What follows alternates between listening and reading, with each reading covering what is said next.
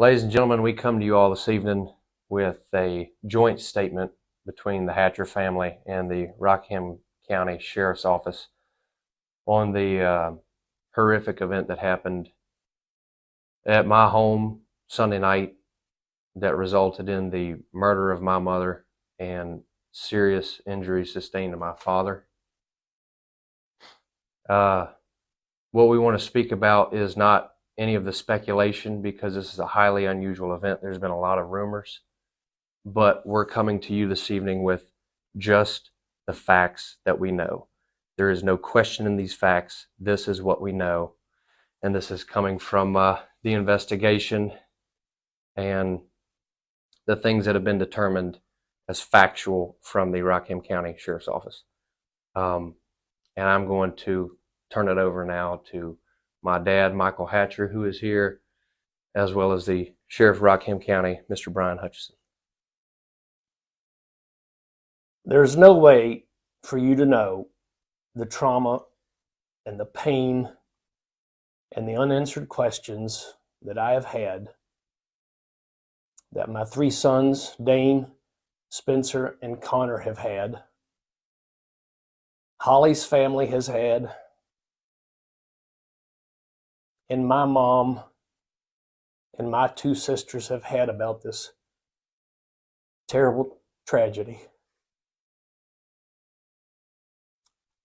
Each of you have made it much more bearable through your outpouring of love and your caring and your kindness and support to all of us. And for that, I thank you so much. I want you to know that the Rockingham County Sheriff's Office, especially Brian Hutchison and the Rockingham County Fire and Rescue that initially treated me on site that night of my injuries, and everybody associated with the entire investigation, has gone so far above and beyond what I ever expected out of any of this. I can't tell you how much that they have helped us through this by keeping us informed. Not that they had to, but because they wanted to. They drove to where we were staying and they kept us up to date. They brought things that we needed from the house. We were concerned about the dogs and the cats. They took care of feeding them, making sure they had water. The crime scene was cut off from us for about 3 days. So during that entire time, they took care of all of these things and handled our requests just like we had hoped. You know, I've heard a lot of you say that there are no words to explain this, and there aren't. And there's going to be questions that will never be answered. But all I can tell you is we've cried, we've hurt, and we've hugged. And we have found more love than we have ever known has existed between us and between you. Thank you. Brian, you got to help me out here. Absolutely. Thank you. Thank you, Mike, and God bless you. That means a lot.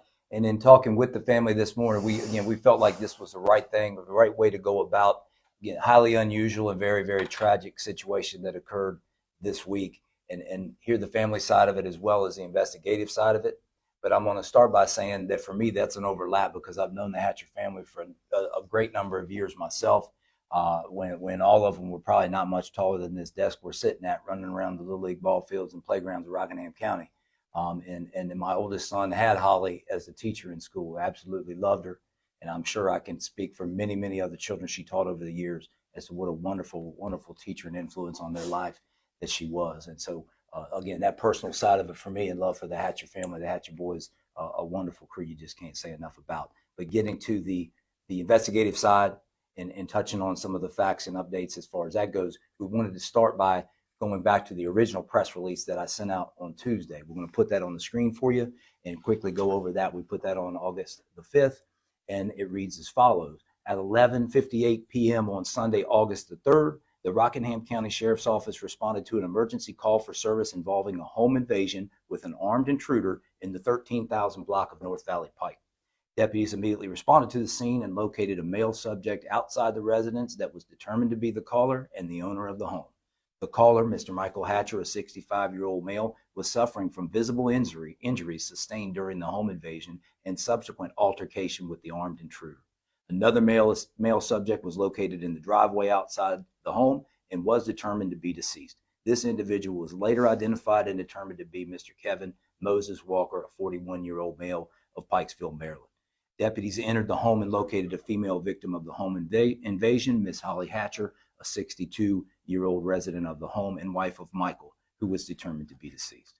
The Virginia State Police was contacted and investigators from both agencies began the investigation into this homicide. It was determined the offender entered the home armed with a large knife and stabbed the victim, causing her fatal injuries. The offender proceeded to attack the caller with the knife, and an altercation began. The altercation continued outside the residence, and the caller was able to retrieve a handgun from his vehicle and fire a single shot, which stopped the attack and killed the offender. At that time, I stated, this investigation is still ongoing with Rockingham County Sheriff's Office and Virginia State Police, both working very hard on discovering all the facts and highly unusual circumstances involved in this violent and tragic crime. Out of respect for the privacy of the victim's family, no additional details will be released. Upon consultation with the Commonwealth's Attorney Marcia Garst this morning, there'll be no charges filed due to the offender being deceased. Now, going to the timeline and some facts that we have been able to definitely obtain and determine since that time, and this is with our investigators and the Virginia State Police investigators working on this thing basically continuously ever since. The timeline we can kind of lay out for you, the things that we know or are able to prove is as follows. The first begins with Friday, August the 1st, and that is at 2:22 p.m. when the offender rented a campsite at Endless Caverns, as well as paid for the tour of the caverns, which is a 1-hour tour, and that tour he took started at 3 p.m. Next, we know the offender at 5:24 p.m. entered the Timberville Walmart, went back to the outdoor section, and purchased a sleeping bag and a large knife. You can see here, this is a photo of the offender exiting the Walmart store in Timberville with those two items at 5:45 p.m. on Friday, August 1st. The next call of any kind that came in was Saturday, August the 2nd at 6:37 in the morning. The Virginia State Police received a call for an abandoned, disabled vehicle believed to have been involved in a crash of some kind on Endless Caverns Road. The Virginia State Police troopers immediately responded, determined that the vehicle was properly registered, it was not stolen. They located a one-night Endless Caverns parking pass inside the vehicle and proceeded to go back to Endless Caverns looking for the driver and anything related to that vehicle. They realized that the store at Endless Caverns had been broken into, and it had damages consistent with having been rammed by a motor vehicle. And those damages and other evidence found were very consistent with the damages sustained by the abandoned disabled vehicle they had just encountered on Endless Caverns Road. They also were able to determine that the offender had gone inside, unlocked the door to the caverns, kind of going in through the outway, and entered the caverns themselves, as well as entering the store, but no items were stolen from the store. The offender was identified throughout that process, and the checks on him revealed that he was not wanted and that he was fully licensed to operate a motor vehicle. The premises were canvassed by multiple Virginia State Police troopers, who then patrolled that entire area with their patrol vehicles, looking for the offender anywhere in that whole area with no results. A drone was contacted and utilized to canvass to look through that entire area from the air to kind of see from above in any attempt to try to locate that offender from that vehicle with no results. No phone calls came in, no leads of any kind of anybody having seen anything they received. The vehicle was impounded and felony warrants were obtained for the offender at that time. Again, there was no indication of any violence or potential for any violence from the offender that Virginia State Police became aware of throughout that investigation into that disabled vehicle. They handled that entire incident by themselves. And again, there was no indications or reports of anything other than what we just discussed. The next call came in was the one I just talked about. That was Sunday night, August the 3rd at 11:58 p.m. when we received the phone call that was an emergency call placed by Mr. Mike Hatcher, which gets us back to the information I just talked about in the original press release. But a couple things, really points of emphasis that we want to, again, clarify some of the speculation and other things that go with that. The Rockingham County Sheriff's Office received no calls of any kind throughout that entire weekend, and that's Friday through Sunday up until the first call we received was 11:58 p.m. of the emergency itself and the tragic crime. There was no other calls of any kind that we received. There were no other reports other than the single one that the VSP received. They received no other phone calls during that whole time other than the one at 6:30, 7 a.m. on Saturday morning. There were no reports, no phone calls in to either our offices or the dispatch to any law enforcement, any otherwise phone calls or reporting of suspicious, disruptive, illegal activity of any kind that came in whatsoever during that time period. So wanted to place emphasis on that and clarify it. And then the one other point, the only other call for service of any kind for first responders, public safety that came in was Sunday, August the 3rd at 7:08 p.m. And that was for a report of a structure fire, and that was on Arcton Road. The Rockingham County Fire and Rescue responded to that structure fire and were able to determine definitively that that fire was accidental in nature. It was caused by a candle that tipped over onto some combustible materials and set that residence fire that ignited that fire. Nothing suspicious, surely accidental. They determined that definitively Sunday evening. So again, that's what we know at this point. So I wanted to emphasize those things and also hopefully clarify the investigation is still ongoing. Our office, as well as Virginia State Police, will continue to turn over anything we can find, anything to determine the facts of this matter. We're going to continue to do that. This is just an update of where we are here, a little bit later in the week, and wanted to convey to you, from an investigative as well as a personal standpoint of where we were. But definitely a highly unusual, apparently a completely random, with an individual with no known history of violent behavior of any kind, or even criminal behavior of any kind.